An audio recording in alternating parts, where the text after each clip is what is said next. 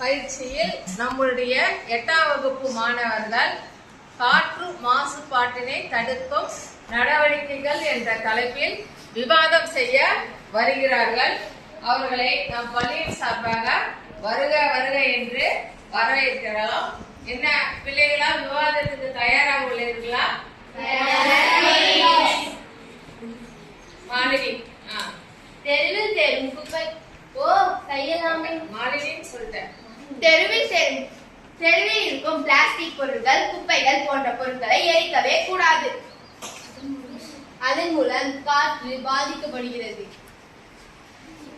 வாகனங்களில் இருந்து வெளியேறும் புகையை மாசுபாட்டின் அளவாக தவிர்க்க வேண்டும். 3 மாதங்களுக்கு ஒரு முறை வாகனத்தில் பரிசோதனை செய்ய வேண்டும். முன்னெச்சரிக்க அடுப்புகளை போன்ற பொருட்களை பயன்படுத்தக்கூடாது. அதன் மூலம் காற்று மாசுபடும். அதற்கு பதிலாக கேஸ் ஹீட்டர் போன்ற பொருட்களை பயன்படுத்தவும். நம் வீட்டில் காற்றை சுத்தப்படுத்தும் தொட்டி செடிகளை வளர்க்கலாம். அது என்னவென்றால் துளசி, ஓமவல்லி, மஞ்சள் போன்ற பொருட்களில் காற்றை சுத்தப்படுத்தும் தன்மையுடையது. ஏசி, ஃப்ரிட்ஜ் போன்ற பொருட்களை பயன்படுத்தக்கூடாது. தீபாவளிக்கு அதிகமாக பட்டாசு வெடிக்கக்கூடாது. அது மட்டுமாடா, நீங்க பொருளானா டயர் பிளாஸ்டிக்களெல்லாம் போட்டு எரிக்கிறீங்க. அதனால ஃபுல்லா பரவி காற்று மாசுபடுது. அது மட்டுமா, போகிக்கு துணி, பிளாஸ்டிக் போன்ற பொருட்கள் எல்லாம் அப்படி எரிக்கிறீங்க. அதனால காற்று மாசுபாடு பாதிக்கப்படுகிறது. மரங்களை வெட்டக்கூடாது. ஏன்? மனிதர்கள் ஆக்சிஜன் கிடைக்காது.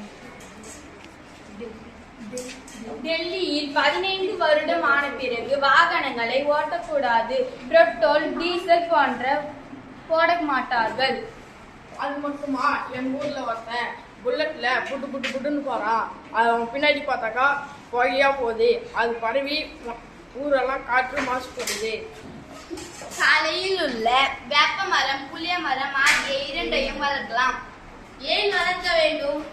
அதன் மூலம் நமக்கு ஆக்சிஜன் கிடைக்கின்றன. அது மட்டுமா, அதற்கு காற்றை சுத்தப்படுத்தும் தன்மை மிகவும் அதிகமாக உள்ளது.